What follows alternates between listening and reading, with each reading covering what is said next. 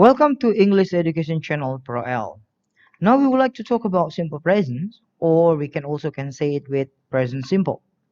Simple present is used to express activities connected with repeated activities, or we can say it with routines or habits. For example, all workers work from 8 a.m. to 5 p.m. every day.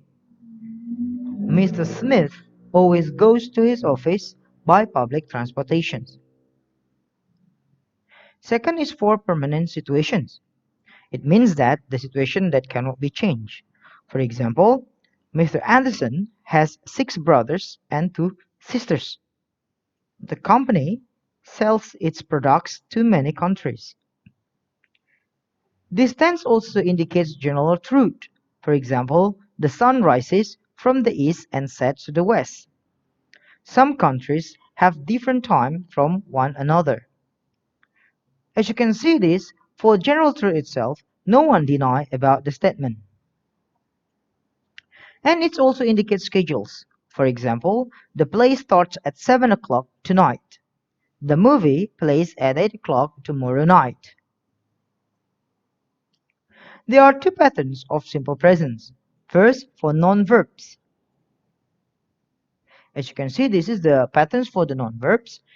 If the subject I, the to be that we use am. If the subject you, we, they, the to be that we use is are. If the subject he, she, it, the to be that we use is. For the negative, we just put not after to be.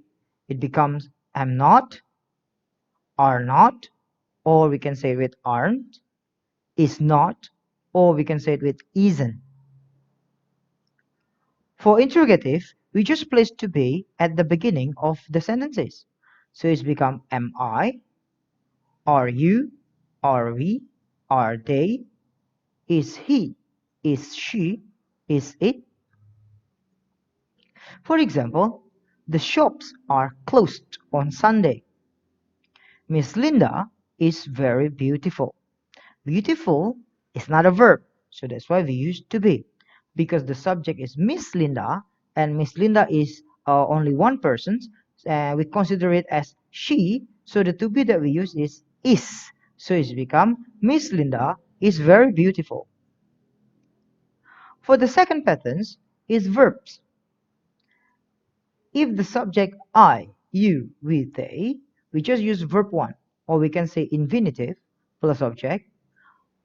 But if the subject he, she, it, or the third person singular, we just use verb 1 and we just add it with s or es and then object. For negative, if the subject I, you, we, they, we use auxiliary do not, or we can say don't, and followed by verb 1. If the subject he, she, it, we use does not, or we can say doesn't, and followed by verb 1 too. And you must remember, because we has used does not, does in this case, so we no need for us to use s or es anymore, right? So you just followed by verb 1 only without adding suffix s or es. For interrogative, we just place do or does at the beginning of the sentences.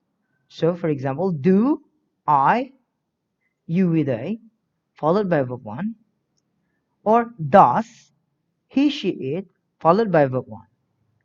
Once again, you must remember that once we have used does, no need for us to use suffix s or es anymore.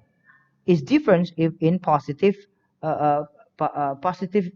form. If it is positive form, we must use suffix s or es to be added for the verb 1. These are rules of suffix s or es which must be added to the verbs. You must remember that suffix s or es must be added to the verb if subject in the sentence is he, she, it, or the third person singular. And then suffix es is added to the verbs ended with letters s, x, ch, sh, and o. For example, toss, which become tosses, box become boxes, teach become teaches, brush become brushes, go become goes. And then if the verb is ended with letter Y after consonant, so the letter Y must be replaced with IES. For example, carry. Carry ended with letter Y. But before letter Y, there is a consonant R. So we have to replace Y with IES. It becomes carries. Berry, berries. Bully, bullies.